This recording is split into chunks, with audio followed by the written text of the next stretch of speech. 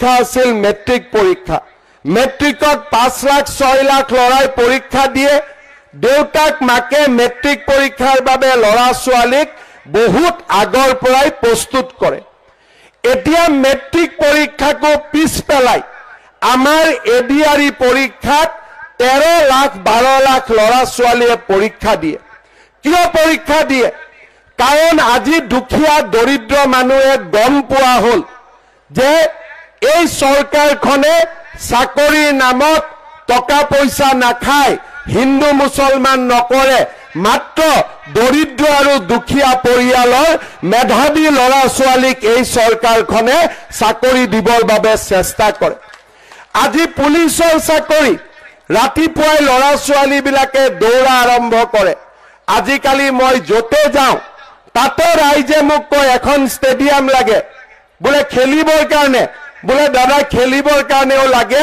আৰু পুলিচৰ চাকৰিৰ কাৰণে দৌৰিব প্ৰেক্টিছ কৰিবৰ কাৰণেও আমাক ষ্টেডিয়াম লাগে আজি অসমত চৰকাৰী চাকৰি কোটি কোটি টকাৰ ঘোষ দি নাপায় আজি অসমত চৰকাৰী চাকৰি পৰীক্ষা দি পায় অসমৰ মুখ্যমন্ত্ৰী হিচাপে মোক বহুতে বহুত কথা ক'ব পাৰে কিন্তু চৰকাৰী চাকৰি দিয়াৰ ক্ষেত্ৰত আজি দৰিদ্ৰ দুখীয়া পৰিয়ালে যিমান সহায় পাইছে আমাৰ আগত অসমত কেতিয়াও কোনেও এই ধৰণে সহায় কৰিব পৰা নাছিল আজি চৰকাৰ গঠনৰ সময়ত মই প্ৰতিশ্ৰুতি দিছিলো যে 1 লাখ লৰা ছোৱালীক আমি চাকৰি দিম এতিয়ালৈকে 1.5 লাখ লৰা ছোৱালীক চাকৰি দিলো আৰু অহা কেইটামান দিনত আমি চেষ্টা কৰিম যাতে আৰু 50,000 লৰা ছোৱালীৰ কাৰণে আমি চৰকাৰী চাকৰি দিব পাৰো পুলিচৰ আৰু চাকৰি ওলাব শিক্ষকৰ আৰু চাকৰি ওলাব তৃতীয় আৰু চতুৰ্থ বৰ্গৰ আৰু চাকৰি ওলাব যাতে দুখীয়া দৰিদ্ৰ মানুহে কৰ্মসংস্থাপন পাব পাৰে আজি আপোনালোকে দেখা পাইছে যে চৰকাৰী চাকৰি দিয়াৰ পিছতো আমি নতুনকৈ আঁচনি আৰম্ভ কৰিছো মুখ্যমন্ত্ৰীৰ আত্মনিৰ্ভৰ অসম অৰ্থাৎ যিসকলে চাকৰি নাপাব তেওঁলোকেও যাতে এই লৰাবিলাকে যাতে কিবা কৰি খাব পাৰে তাৰ বাবে আমি সিদ্ধান্ত লৈছো যে একোজন লৰাক আমি 2 লাখ টকা কৰি সহায় আগবঢ়াম যাতে তেওঁলোকে চৰকাৰী চাকৰি নাপালেও ব্যৱসায় কৰিব পাৰে আৰু ইয়াৰ 2 লাখ টকাৰ 1 লাখ টকা চৰকাৰক পিছত ঘূৰাই দিব আৰু 1 লাখ টকা ঘূৰাইও দিব নালাগে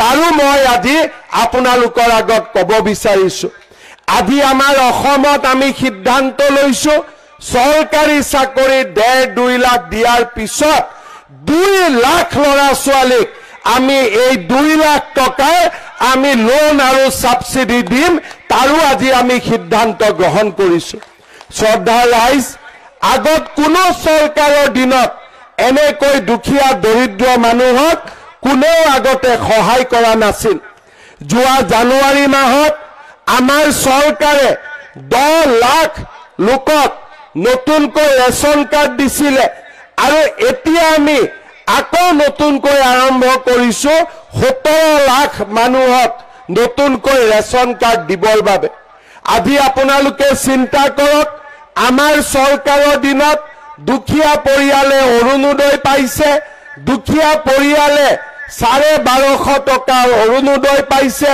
5 কেজি ৰেচন কাৰ্ড পাইছে 5 লাখ টকাৰ আয়ুষ্মান ভাৰতৰ কাৰ্ড পাইছে আজিৰ সভাত মই নতুনকৈ আৰু এটা কথা ক'ব খুজিছিলো যে আগতে আয়ুষ্মান ভাৰত কাৰ্ড পাবৰ কাৰণে আমাক ৰেচন কাৰ্ডৰ দৰকাৰ আছিল চৰকাৰী চাকৰিয়ালে ৰিটায়াৰমেন্ট পালে আয়ুষ্মান ভাৰতৰ কাৰ্ড নাপাইছিলে আৰু কাৰোবাৰ ঘৰত ৰেচন কাৰ্ড নাথাকিলেও আয়ুষ্মান ভাৰতৰ কাৰ্ড নাপাইছিলে আজি আমি ঘোষণা কৰিব খুজিছো ৰেচন কাৰ্ড থাকক বা নাথাকক ধনী হওক দুখীয়া হওক 70 বছৰৰ ওপৰৰ সকলো বয়োজ্যেষ্ঠ ফেমিলিক আমি 5 লাখ টকাৰ চিকিৎসা সাহায্য যাতে পাব পাৰে তাৰ বাবে আমি আয়ুষ্মান ভাৰতৰ কাৰ্ড দিম। শ্ৰদ্ধাৰ ৰাইজ, মোৰ মনত আহা আৰু এটা নতুন আঁচনি হৈছে আত্মসহায়ক গোটবিলাকক আমি কেনেকৈ শক্তিশালী কৰিব পাৰোঁ। আজি আপোনালোকে দেখা পাইছে যে আগতে আমাৰ চৰকাৰে গ্ৰুপত টকা দিছিলে, গ্ৰুপে বেংকৰ পৰা টকা লৈছিলে। এতিয়া আমি আপোনালোকৰ পৰা ফৰ্ম ফিল আপ কৰোৱালো। এতিয়া আমাৰ লক্ষ্য হ'ব যে গ্ৰুপত টকা দিয়াৰ লগে লগে গ্ৰুপৰ সদস্যসকলৰ বেংক একাউণ্টতো যাতে আমি টকা দিব পাৰোঁ, আপোনালোকে ব্যৱসায় বাণিজ্য কৰিব পাৰে। আজিৰ সভাতে মই আপোনালোকক প্ৰতিশ্ৰুতি দিছোঁ যে আপোনালোকে যি উদ্যমিতা আঁচনিত প্ৰপত্ৰ পূৰণ কৰিছিল তাৰ 10,000 টকা ফেব্ৰুৱাৰী মাহত আপোনালোকৰ বেংক একাউণ্টত জমা হ'ব। এই প্ৰতিশ্ৰুতি মই আকৌ এবাৰ আপোনালোকক দিব খুজিছোঁ। শ্ৰদ্ধাৰ ৰাইজ, দুখীয়া ল'ৰা ছোৱালীক স্কুলত যাবৰ কাৰণে চাইকেল, কলেজত যাবৰ কাৰণে স্কুটি আৰু কলেজত পঢ়া ছোৱালীৰ কাৰণে আমি নতুনকৈ যি আঁচনি হাতত ললো, নিযুত মইনা আঁচনি, ই আজি 1.5 লাখ ছোৱালীক পঢ়া শুনাত সহজলভ্য কৰি তুলিলে। আপোনালোকে দেখা পাইছে যে এতিয়াৰ পৰা যোনে মেট্ৰিক পাছ কৰে কলেজত ছোৱালীয়ে এডমিশ্যন ল'লে 1000 টকাকৈ মাহত পাব, হায়াৰ ছেকেণ্ডাৰীত এডমিশ্যন ল'লে, ডিগ্ৰীত এডমিশ্যন ল'লে 1250 পাব আৰু ইউনিভাৰ্চিটিত এডমিশ্যন ল'লে 2500 টকাকৈ তেওঁলোকে বেংকত প্ৰতি মাহে লাভ কৰিব। আজি ছোৱালীৰ পঢ়া শুনাৰ দায়িত্ব নিযুত মইনা আঁচনিৰ জৰিয়তে ৰাজ্য চৰকাৰে হাতত লৈছে। মোক বিপ্লৱ ৰঞ্জন শৰ্মাই কৈছে যে চামুগুৰিত বহুত ভিতৰুৱা অঞ্চল আছে, কলেজলৈকে আহিবৰ বাবে ল'ৰা ছোৱালীৰ দিগদাৰী হয়। বিপ্লৱ ৰঞ্জন শৰ্মাই কৈছে উদমাৰীৰ পৰা, আমনিৰ পৰা পুৰণি গুদামলৈকে আমি যদি কলেজত অহা যোৱা সময়ত ASTCৰ বাছ লগাব পাৰোঁ তেতিয়াহ'লে চামুগুৰি সমষ্টিৰ ৰাইজৰ বহুত উপকাৰ হ'ব। মই আপোনালোকক কথা দিছোঁ যে এই ধৰণে যি সুন্দৰ আজি আমাক প্ৰস্তাৱ দিছে সেই প্ৰস্তাৱবোৰ আমি কাৰ্যত পৰিণত কৰিম।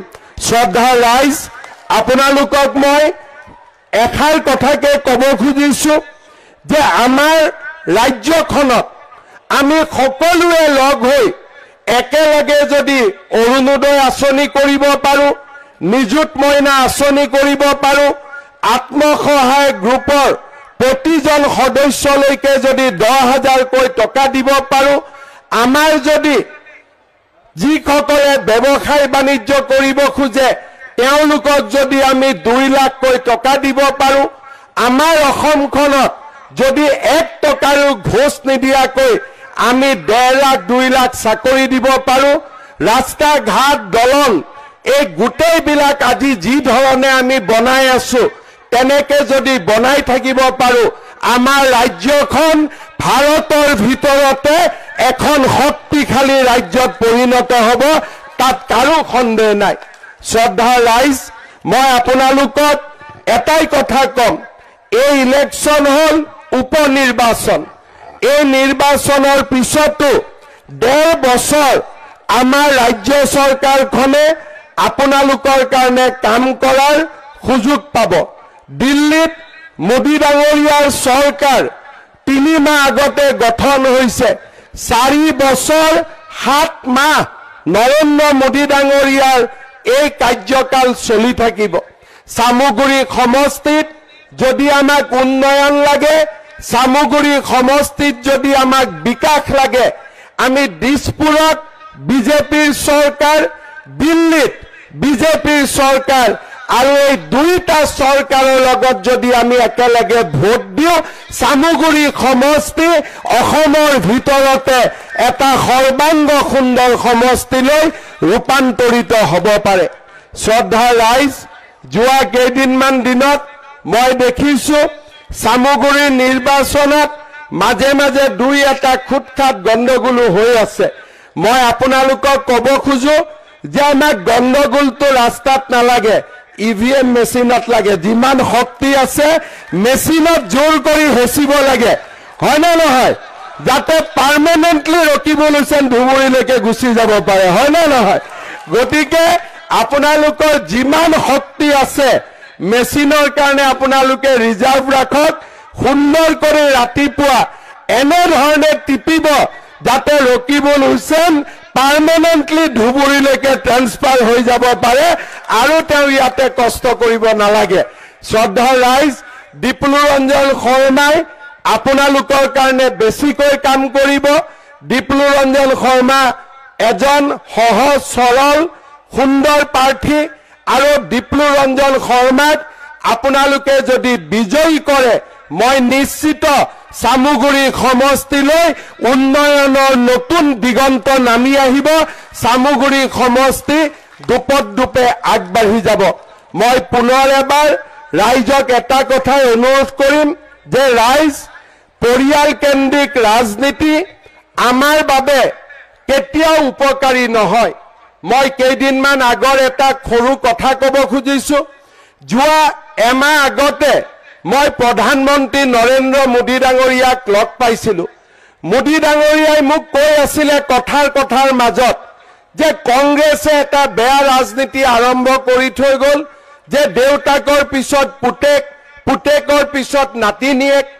এই ধৰণে যদি ৰাজনীতি চলি থাকে তেতিয়াহ'লে মেধা শক্তি থকা সমাজ আৰু জাতিৰ হৈ কাম কৰিব খোজা ল'ৰাবিলাক কেতিয়াও ৰাজনীতিলৈ নাহিব।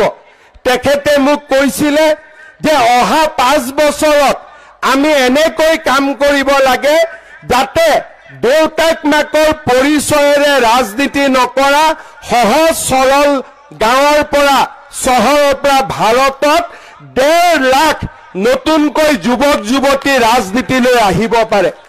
আমাৰ চেষ্টা যে আমি দেউতাক মাকৰ পৰিচয়েৰে ৰাজনীতিলৈ নহা আমি এছাম ব্যক্তিক ৰাজনীতিৰ বাবে সৃষ্টি কৰা। আজি যদি আপোনালোকে মোৰলৈকে চাই, মোৰ দেউতা যোনে নাছিল কিয়, মোৰ দেউতা মোৰ বাবে আশীৰ্বাদ। কিন্তু মোৰ দেউতা জালুকবাৰী সমষ্টিত আগত MLA নাছিলে। মই দেউতাৰ নামত ৰাজনীতি কৰা নাই, নিজৰ ভৰিৰ ওপৰত নিজে থিয় হৈ আজি মই এইখিনিলৈ আহিব চেষ্টা কৰিছো। কেশৱ মহন্তৰ দেউতাকৰ নাম আমি কোনেও নাজানো, তেওঁ সন্মানীয়, তেওঁ পূজনীয়। জিতু গোস্বামীৰ দেউতাকৰ নাম আমি নাজানো, ডিপ্লু ৰঞ্জন শৰ্মাৰ দেউতাকৰ নাম আমি নাজানো। ইয়াত আপোনালোকে মঞ্চত এজন এজনকৈ বিধায়ক আছে, কংগ্ৰেছৰ লগত তুলনা কৰক। ৰামকৃষ্ণ ঘোষ হোজাই MLA, তেওঁৰ দেউতাক কেতিয়াও MLA নাছিল। পল্লৱ লোচন দাস আমাৰ MP আছিলে, দেউতাক কেতিয়াও ৰাজনীতিত নাছিলে। হেমাংগ ঠাকুৰীয়া, তেওঁৰ দেউতাকৰ নাম মই নাজানো, শ্ৰদ্ধাৰ সন্মানৰ। আমাৰ মাজত বিশ্বজিৎ ফুকন আছে, তেওঁ আমাৰ বিধায়ক, দেউতাকৰ নাম আমি নাজানো। আমাৰ মাজত ধৰ্মেশ্বৰ গগৈ আছে, দেউতাকৰ নাম আমি নাজানো। পৰমানন্দ ৰাজবংশী আছে, দেউতাকৰ নাম আমি নাজানো। কামাখ্যা প্ৰসাদ তাছা আছে, দেউতাকৰ নাম আমি নাজানো। ৰমাকান্ত দেউৰী আছে, দেউতাকৰ নাম আমি নাজানো। বিমল বৰা আছে, দেউতাকৰ নাম নাজানো। ৰামেশ্বৰ তেলী আছে, দেউতাকৰ নাম নাজানো। প্ৰশান্ত ফুকন আছে, দেউতাকৰ নাম নাজানো। তৰংগ গগৈ আছে, দেউতাকৰ নাম আমি নাজানো। ৰূপক শৰ্মা আছে, দেউতাকৰ নাম নাজানো। এতিয়া কংগ্ৰেছলৈকে আহক। দেৱব্ৰত শইকীয়া, দেউতাকৰ নাম হিতেশ্বৰ শইকীয়া। দিগন্ত বৰ্মন, দেউতাকৰ নাম ভূমিধৰ বৰ্মন। ৰকিবুল হুছেইন, দেউতাকৰ নাম নুৰুল হুছেইন। তানজিল হুছেইন, দেউতাকৰ নাম ৰকিবুল হুছেইন, ককাকৰ নাম নুৰুল হুছেইন। তেতিয়ালে সহজ সৰল মানুহ ৰাজনীতিত কেতিয়া আহিব? আপোনালোকৰ ল'ৰা ছোৱালী কেতিয়া MLA হ'ব? আপোনালোকৰ ল'ৰা ছোৱালী কেতিয়া বিধায়ক হ'ব? আজি মোৰ আশে পাশে যিমান ল'ৰা ছোৱালী আছে সকলো দেউতাক মাকৰ পৰিচয় লৈ ৰাজনীতি কৰা নাই, নিজে যুঁজিছে আৰু নিজে যুঁজি কিবা এটা কৰিবৰ বাবে চেষ্টা কৰিছে। আমাৰ ইমান সৌভাগ্য হোৱা নাই। মোৰ দেউতাই মোক জীপত তুলি, গাড়ীত তুলি জালুকবাৰীত ঘৰে ঘৰে গৈ MLA বনোৱা নাই। আজি তানজিল হুছেইন ৰকিবুল হুছেইনক আল্লাহ ভগৱানে যিমান ভাগ্য দিছে আমাক সিমান ভাগ্য দিয়া নাই আজি সাহসো নাই জালুকবাৰীত মোৰ কবৰ কাৰণে এই তহঁতক মই চাকৰি দিছো তহঁতি মোক ভোট দিবি ইমান ডাঙৰ মহা পাপ